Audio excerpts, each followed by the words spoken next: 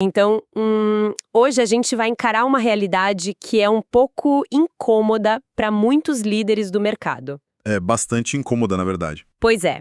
O marketing digital tradicional, sabe aquele que é focado puramente em telas planas, em cliques, em rolagem infinita, ele está chegando num limite muito claro. Aham, a barreira da tela. Exatamente. As marcas estão percebendo que a fadiga digital é muito real e é por isso que o nosso mergulho profundo de hoje vai explorar os conceitos do livro Marketing 6.0, The Future is Immersive, uma obra do Philip Kotler, Ermanwar Kartajaya e Yuan Sechuan. É um material bem denso e o cenário mudou muito rápido, né? Então, para quem está acompanhando a gente hoje, vale dar um aviso importante logo de cara. A nossa lente aqui é puramente focada em negócios. Total, não é um papo sobre ficção científica. De jeito nenhum. Essa análise foi desenhada para executivos, para estrategistas e líderes de marketing que precisam de fato tomar decisões, gente que precisa alocar orçamento e entender como liderar a transição das operações para essa era do marketing 6.0. A gente não está aqui para falar de tecnologia só pela tecnologia, sabe? Exato, o foco é como tudo isso gera valor de verdade. E para mapear essa jornada de hoje, a gente vai dedicar uma boa parte do nosso tempo dissecando 3 facilitadores tecnológicos fundamentais: a internet das coisas, a inteligência artificial e a realidade aumentada. A tríade básica. Isso. E depois a gente vai entender como a computação espacial e o blockchain entram na jogada para criar a infraestrutura necessária para suportar tudo isso. E o mais legal é que, a partir dessa base técnica, a gente vai conectar os pontos para entender como essas 5 tecnologias atuam juntas. O objetivo final delas é construir experiências multissensoriais. E isso é crucial, principalmente quando a gente analisa as exigências dos chamados nativos fagitais. A geração Z e a alfa. Exato. O comportamento dessa galera é o que está forçando a evolução daquele tradicional omnichannel para o que a gente vai definir aqui como metamarketing. E isso culmina no conceito revolucionário de marketing espacial. Então vamos lá, vamos desempacotar essa base tecnológica. Olha só, eu vejo que um dos maiores dilemas operacionais que as marcas enfrentam hoje é o abismo gigante entre onde a vida real acontece e onde o dado é gerado. É o paradoxo do varejo atual. Pois é, porque a esmagadora maioria das experiências de consumo ainda ocorre no mundo físico. A gente anda pela loja, a gente toca nos produtos, consome no mundo de tijolo e cimento. Mas os dados que a empresa precisa para personalizar uma oferta, esses dados são puramente digitais. Aham. Então, como é que uma operação cruza essa fronteira sem ser invasiva? Olha, esse é o grande desafio estratégico do momento. E a ponte para cruzar esse abismo é justamente a internet das coisas, a famosa IoT. Só que a gente precisa tirar a IoT daquele estereótipo, né? Totalmente. Para quem toma decisão de negócios, é fundamental tirar a IoT daquele clichê bobo da geladeira que faz compra sozinha. Na prática real do marketing 6.0, a IoT é uma malha invisível de captura de dados contextuais. Como a maior parte das interações acontece offline, a IoT atua convertendo esses gestos físicos, essas interações analógicas, em rastros digitais instantâneos. Sabe um caso muito prático do texto que ilustra isso perfeitamente? E de um jeito super criativo. Aquela campanha The Closer da Heineken. Ah, The Closer. Essa campanha é uma aula magna de como tangibilizar o posicionamento de uma marca usando hardware. Sim, eu fiquei fascinada quando li. Porque eles criaram um abridor de garrafas físico, de metal, mas com uma conexão Bluetooth embutida ali dentro. A premissa era muito simples, mas genial. Toda vez que alguém abria uma cerveja com ele, um sensor de IoT detectava um movimento físico e, na mesma hora, o abridor mandava um comando via Bluetooth que desligava ou suspendia os aplicativos de trabalho no computador da pessoa. É brilhante. Muito! É a tecnologia validando, no mundo real, o discurso que a marca já tinha sobre o equilíbrio entre a vida pessoal e o trabalho. O famoso work-life balance. E se a gente pegar esse conceito da Heineken e escalar isso para o nível de operações de varejo pesado? O uso estratégico mais poderoso da IoT hoje está nos beacons. Aqueles sensores pequenininhos? Isso. São pequenos sensores de proximidade, totalmente sem fio e que são muito baratos. Eles ficam espalhados pelas gôndolas, pelos corredores. Gigantes do varejo tipo a Target e o Walmart? Usam essas redes massivas de beacons para entender o fluxo exato da loja em tempo real. Então, se eu entro no corredor de cosméticos... Os beacons detectam a presença do seu smartphone na hora. E aí, baseados no seu histórico, eles enviam uma notificação ou uma oferta super contextualizada para o aplicativo da loja que está no seu bolso. Tudo isso acontece na mesma hora em que você está de frente para o produto. É literalmente a digitalização do espaço de tijolo e cimento. Mas, peraí, aí a gente esbarra num gargalo de infraestrutura bem sério, não acha? Qual gargalo você disse? O atraso. Imagina um hipermercado com milhares de pessoas circulando ao mesmo tempo, gerando dados de localização, preferência, movimento a cada segundo. Se o sistema tiver que pegar toda essa montanha de dados, mandar lá para um servidor na nuvem, processar e depois mandar a oferta de volta para a loja física, o timing da compra já passou. Exato. O cliente já virou as costas e foi para outra seção. Como que as operações modernas resolvem esse atraso? E é aí que entra a segunda peça dessa nossa tríade fundamental, a inteligência artificial.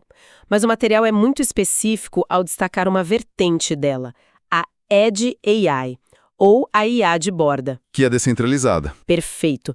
Em vez de depender de servidores distantes na nuvem, a capacidade de processamento analítico é embutida ali mesmo, na borda da rede, ou seja, no próprio sensor, na própria câmera ou no display da loja. O dado não viaja pela internet, ele é processado localmente em milissegundos. E a velocidade muda o jogo completamente. Muda de um jeito absurdo. O caso das cooler screens na rede Walgreens materializa o poder dessa arquitetura de borda. Esse exemplo é de explodir a cabeça. Eles simplesmente trocaram aquelas portas de vidro comuns, as tradicionais das geladeiras de bebidas, por painéis digitais inteligentes gigantes. Essas telas têm sensores de IoT, câmeras para detecção facial e até rastreamento ocular. O que parece meio assustador num primeiro momento. Parece, mas a IA de borda processa isso de forma anônima. Ela não grava a identidade da pessoa por questões de privacidade, mas ela analisa características gerais de quem parou ali na frente. Faixa etária aproximada, gênero e para onde os olhos da pessoa estão olhando na tela. O tempo de atenção. Isso. Em frações de segundo, essa IA cruza esses dados com o clima do lado de fora da loja e com o nível de estoque daquela unidade específica. E aí ela projeta anúncios 100% personalizados naquela porta digital. Se tá calor e o cliente é um jovem olhando para a seção de energéticos, a porta mostra uma oferta dinâmica na hora. É a hiperpersonalização em escala, acontecendo ali, dentro da loja de conveniência. Sensacional. Só que mesmo com portas de geladeiras digitais incríveis, a gente ainda tem uma barreira natural na interface, sabe? Como assim? O mundo em que a gente vive é tridimensional. O ser humano tem percepção de profundidade, de volume, de espaço, mas quase todas as nossas interações digitais corporativas e de marketing ainda estão espremidas em telas planas de vidro em 2D, o celular, o painel. É uma limitação bem forte. Como é que o livro propõe resolver isso? Trazendo justamente a realidade aumentada. Essa é a terceira peça da tríade. A realidade aumentada é o que finalmente preenche essa lacuna absurda na interface humano-máquina, porque ela não te prende numa tela. Ela sobrepõe a camada digital diretamente no nosso campo de visão físico. Misturando os dois mundos. Exatamente. O material cita marcas de moda de luxo como a Ralph Lauren e a COS. Elas estão liderando essa frente com espelhos inteligentes e provadores virtuais de altíssima fidelidade nas lojas principais. É a experiência maravilhosa de não precisar tirar e colocar 10 peças de roupa diferentes num provador apertado. O sonho de qualquer consumidor, né? O cliente leva uma única peça de roupa física para o provador, o espelho que é equipado com realidade aumentada reconhece o item imediatamente. A partir dali, a pessoa pode explorar todas as outras cores daquela mesma peça pelo espelho. Ela se vê com a roupa de outra cor. Sim, e com um caimento perfeito, pode testar combinações com acessórios, bolsas ou jaquetas que nem estão ali dentro do provador com ela. Tudo de forma digital e hiperinterativa. Mas o grande truque é que ela está sentindo o tecido da peça original na mão dela. Ela está num ambiente físico. Isso reduz o atrito da prova, aumenta muito o tempo de permanência na loja e, claro, dispara as taxas de conversão. Então, recapitulando a fundação, temos a IoT para capturar o contexto físico, a IA de borda para processar isso em tempo real e a realidade aumentada para exibir essas informações em 3 dimensões no espaço. É uma fundação muito sólida. Muito. Mas aí o livro introduz 2 complementos vitais para essa infraestrutura conseguir operar em escala: a computação espacial e o blockchain. E eu confesso que computação espacial é um daqueles termos que todo mundo no mercado corporativo repete para parecer inteligente, mas na prática muita gente confunde. Ah, sem dúvida. Para muita gente, computação espacial é a mesma coisa que realidade aumentada. Não é. Não, de forma alguma. Mas essa é uma confusão extremamente comum, inclusive em reuniões de diretoria e conselho. Para deixar o conceito bem claro para quem está anotando, a realidade aumentada é apenas a lente. Ela é a interface visual pela qual você enxerga a sobreposição digital. A ponta do iceberg. Isso. Já a computação espacial é um motor invisível que roda por trás disso tudo. Ela é o sistema complexo que mapeia, entende e gerencia como os objetos digitais e os humanos interagem com as leis da física e com a geometria do ambiente ao redor. Ela cria literalmente a modelagem matemática do espaço físico. Ah, entendi. Fica bem mais claro. E os exemplos de larga escala que o texto traz ajudam muito a tangibilizar o valor comercial pesado disso. A gente está falando da criação de gêmeos digitais em 3D. Os famosos Digital Twins. Exato. A cidade de Xangai, por exemplo, tem um gêmeo digital alimentado por milhares de sensores IoT só para simular o impacto de mudanças no tráfego urbano. É um nível de gestão de infraestrutura absurdo. Sim. Mas trazendo para o mundo corporativo e de eventos, o caso do SoFi Stadium, que é a casa de times da NFL lá nos Estados Unidos, é fantástico. Esse caso é um laboratório perfeito de computação espacial aplicada a negócios. É incrível. A administração criou um gêmeo digital do estádio inteiro, um modelo 3D perfeito. Durante eventos massivos, tipo o Super Bowl, os gestores usam essa modelagem espacial para operar o fluxo de 18 mil funcionários e dezenas de milhares de torcedores em tempo real. Pensa no desafio logístico disso. Eles conseguem simular cenários de gargalo nas catracas, preveem qual setor vai faltar suprimento nas lanchonetes em 10 minutos ou identificar áreas que estão superaquecidas. Eles resolvem o problema no modelo digital e aplicam a solução instantânea no mundo real. É a simulação de risco e a eficiência operacional levadas ao limite extremo. Perfeito. E enquanto a computação espacial garante que essa modelagem da experiência seja milimetricamente perfeita, a gente precisa falar sobre a segurança de todo esse ecossistema. Com certeza. Porque num cenário onde a gente está capturando dados de rastreamento ocular, histórico de compras, localização exata e padrões de movimento na loja, a privacidade e a confiança do consumidor não são apenas diferenciais de marketing, elas são pré-requisitos operacionais inegociáveis. Se vazar um dado desses, o dano à marca é irreversível. Exatamente. E é aí que o blockchain atua como o alicerce absoluto de segurança. Sendo descentralizado e basicamente a prova de adulteração, ele permite transações seguras e o estabelecimento de uma economia real de bens virtuais, contratos inteligentes e hiperpersonalização. Mas olha, pensando com a cabeça de quem senta numa cadeira de diretoria e precisa vender isso para o cliente final, a palavra blockchain e todos aqueles termos associados, tipo criptomoeda, Web3 e NFT, eles trazem uma bagagem muito pesada ultimamente. Existe um atrito cognitivo gigante. O consumidor comum se assusta com a complexidade disso. Ah, concordo plenamente. E muitas marcas erraram a mão feio nos últimos anos porque tentaram vender a tecnologia pela tecnologia e esqueceram de vender o benefício para o cliente. Ficaram ostentando jargão. Exato. Mas a lição estratégica brilhante extraída das fontes é o programa Starbucks Odyssey. A Starbucks construiu toda uma nova camada imersiva de fidelidade em cima de tecnologia blockchain avançada usando a rede Polygon. Mas o cliente não faz a menor ideia disso. Eles esconderam as engrenagens. Totalmente. Eles baniram os termos NFT, cripto ou carteira digital da comunicação. Os tokens colecionáveis são chamados simplesmente de selos de viagem. É uma sacada genial de marketing. Muito inteligente.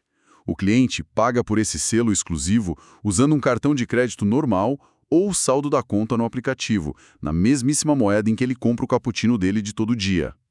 A grande regra de ouro aqui para os líderes de tecnologia e marketing é a seguinte: a infraestrutura mais complexa do mundo precisa ser absolutamente invisível para o usuário final. E essa invisibilidade da tecnologia é essencial quando a gente entra no conceito de superar a fadiga digital. O material bate bastante nessa tecla da fadiga.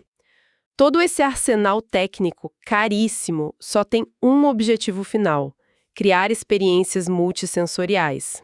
Para tirar o foco só da tela. Sim, nós passamos a última década inteira sobrecarregando a visão e a audição das pessoas, com vídeos curtos, notificações e displays brilhantes. O livro mostra que o diferencial competitivo agora é engajar os outros sentidos, de forma orgânica, o olfato e o tato. O marketing olfativo, aliás, é um ótimo exemplo de evolução tática.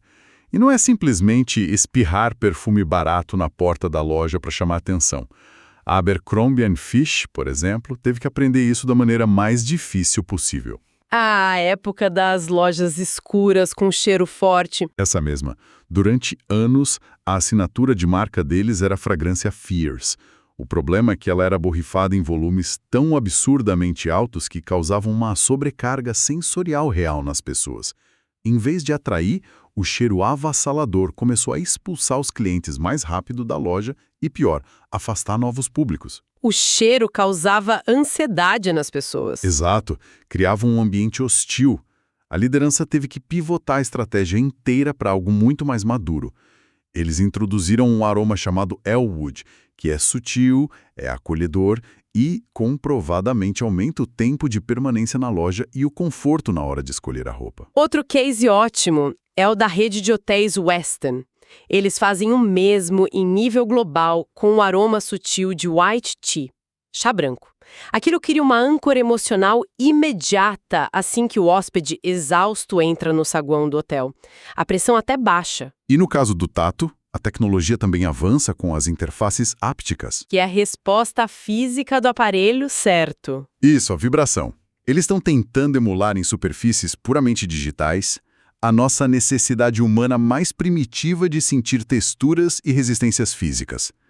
Nós temos a detecção passiva e a busca ativa pelo toque para validar mentalmente a qualidade de um produto que a gente quer comprar. O que, parando para pensar estrategicamente, soa como um baita paradoxo.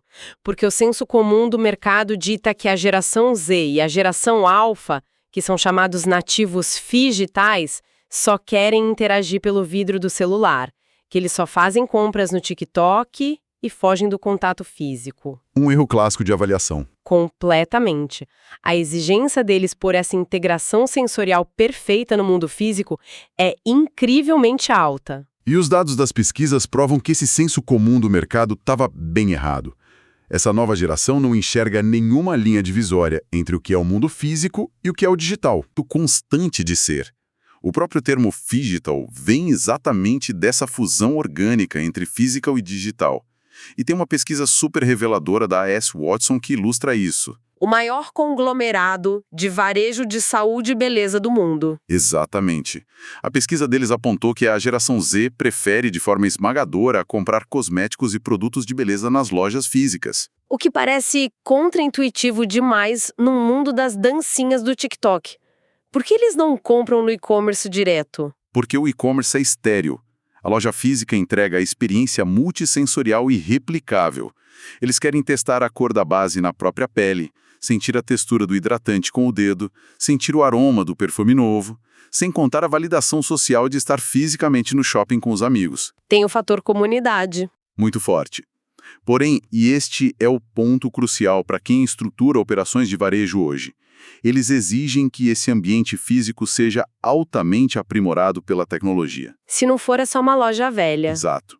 Se eles entrarem numa loja que só tem prateleiras de madeira estáticas e uma caixa registradora padrão no final do corredor, a marca perde a relevância na cabeça deles na mesma hora. A jornada ideal para eles é pegar o batom na mão, sentir o peso da embalagem e a textura. Mas eles querem poder apontar a câmera do celular para o produto e ver os reviews em vídeo do TikTok flutuando na tela em realidade aumentada.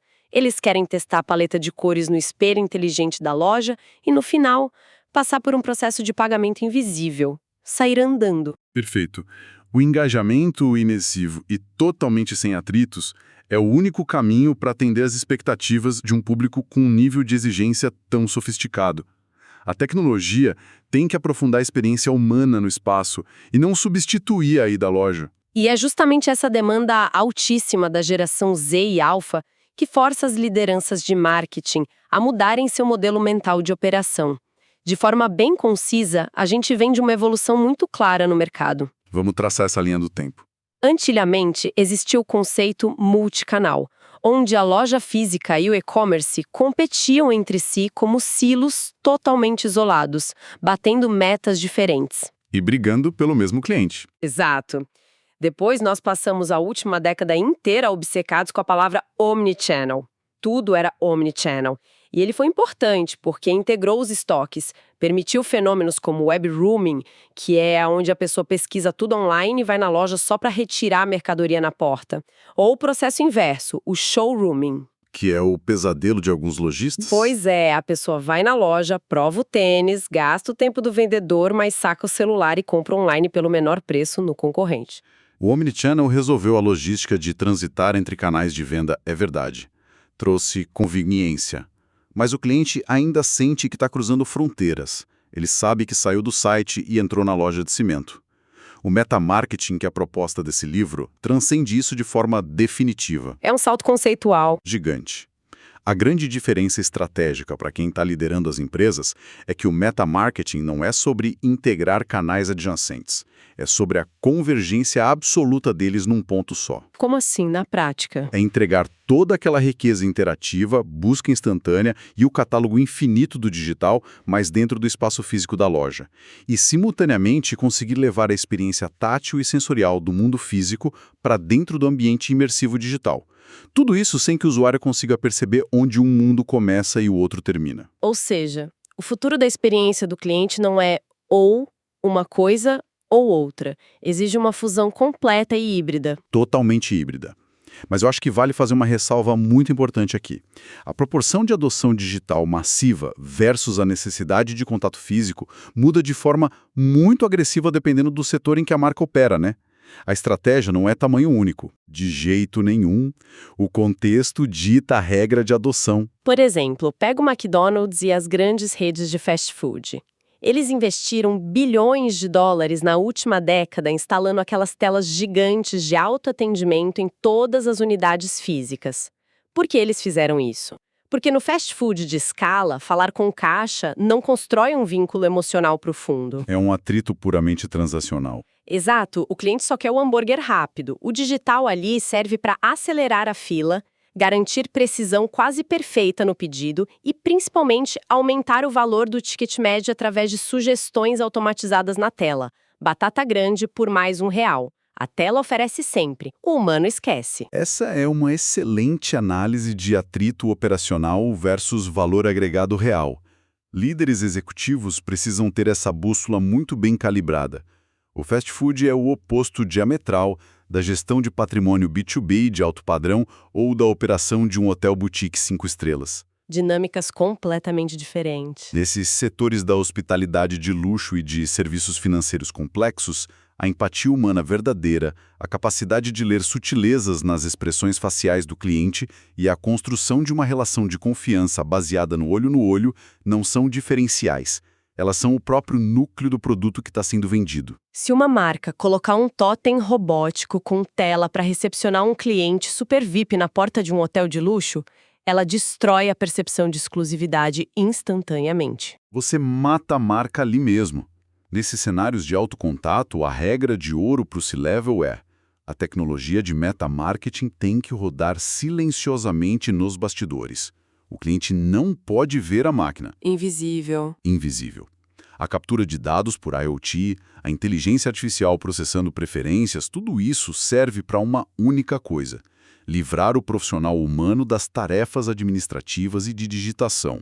A tecnologia empodera esse funcionário com dados em tempo real para que ele possa dedicar 100% do tempo e da atenção à interação humana e ao relacionamento super focado. Nossa, muito bom.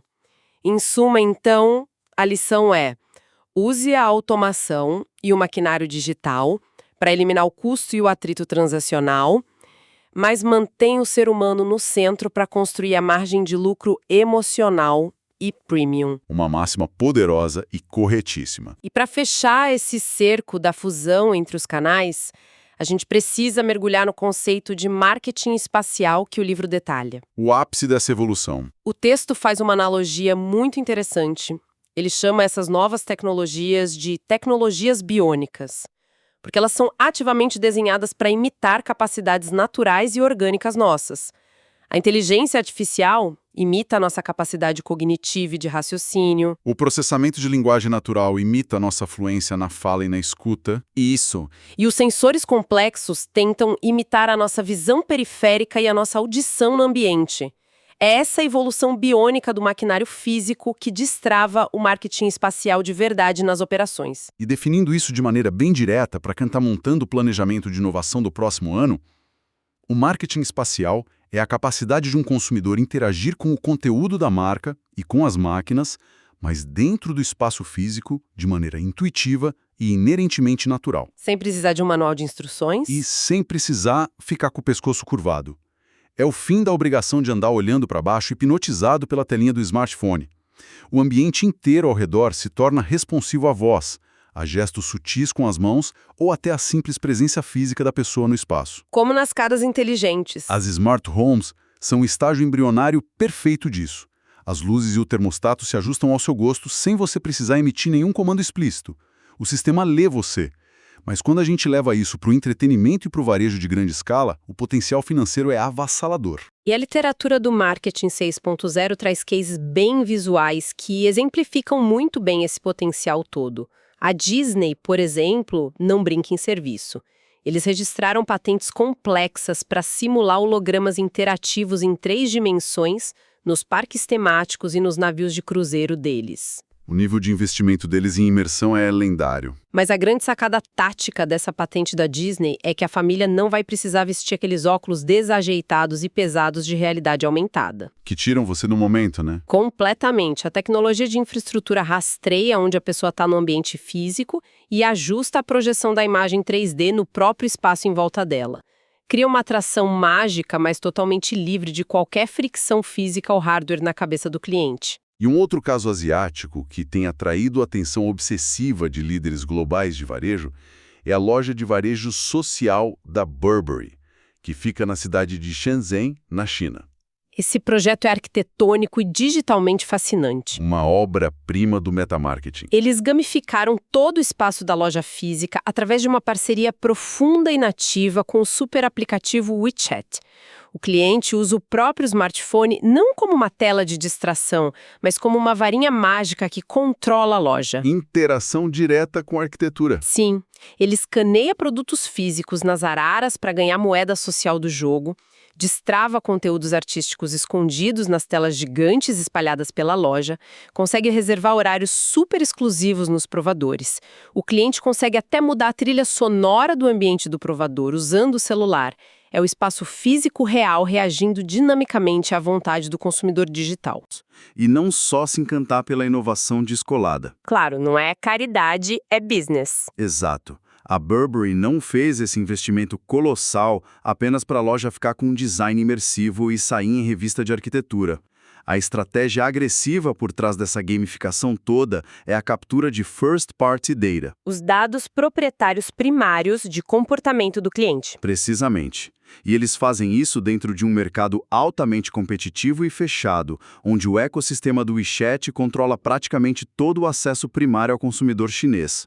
A Burberry construiu um aspirador de dados valiosíssimos disfarçado de loja conceito. E isso naturalmente nos leva à dura realidade de qualquer negócio, o retorno sobre o investimento. O famoso ROI. O calcanhar de Aquiles da inovação. Exato, porque implementar o marketing 6.0 e especificamente toda essa malha sensível de marketing espacial não é um projeto que se faz do dia para a noite com uma assinatura de software barato. Nem de longe. Exige uma infraestrutura de TI absurdamente robusta e escalável. Nós estamos falando da instalação física de centenas de sensores inteligentes, de painéis interativos de alta definição que custam caro, arquitetura de processamento em borda para não ter delay de rede. Isso tudo representa um CAPEX, o investimento inicial em ativos de capital que é muito elevado. Assusta qualquer CFO num primeiro momento. Assusta e com razão. Especialmente em tempos de orçamentos operacionais mais controlados e juros altos, aprovar esse volume de investimento em inovação para a loja física exige uma justificativa irrefutável de longo prazo para o Conselho. E qual seria o argumento definitivo para destravar essa verba? A justificativa, nua e crua, está na sobrevivência da marca frente à comoditização. A ameaça da cópia barata. É a maior ameaça real hoje.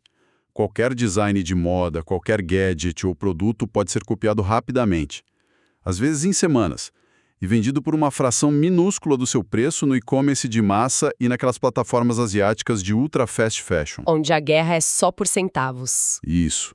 E se a sua loja física for operada apenas como um centro de distribuição bonito com produtos empilhados nas prateleiras, você perde o jogo do preço, inevitavelmente. A hiperpersonalização imersiva na loja física, usando a tecnologia para transformar aquele espaço num hub de pertencimento, de entretenimento e de descoberta sensorial, é um dos pouquíssimos escudos estratégicos reais que sobraram para justificar margem de lucro premium. O cliente paga mais pela imersão que ele não tem como comprar nos sites de desconto. Sensacional. Então, para fazer um grande resumo dinâmico da nossa jornada de hoje e conectar todos esses fios, a verdadeira disrupção para liderar os negócios na próxima década não está em dominar a realidade aumentada ou blockchain ou a IA de forma isolada e em silos de TI. Não é sobre a ferramenta pela ferramenta. O grande desafio do corpo executivo no marketing 6.0 é saber orquestrar a banda toda. A captura ágil de dados pela IoT no mundo físico, o processamento contextual feito em milissegundos pela inteligência artificial de borda, a nova interface 3D da realidade aumentada, a modelagem matemática perfeita via computação espacial e a segurança financeira invisível do blockchain. Tudo rodando em sincronia. E tudo isso precisa servir a um propósito muito maior de negócios: criar espaços imersivos onde a divisão mental e física entre o mundo digital e o real finalmente desapareça. Uma excelente síntese de todo o escopo do livro. E olha, se a gente esticar essa visão para o futuro, o material nos instiga com uma questão final que é muito profunda. Qual seria? Eu deixo isso como uma reflexão para as lideranças que estão desenhando seus cenários de longo prazo. Agora, pensa comigo.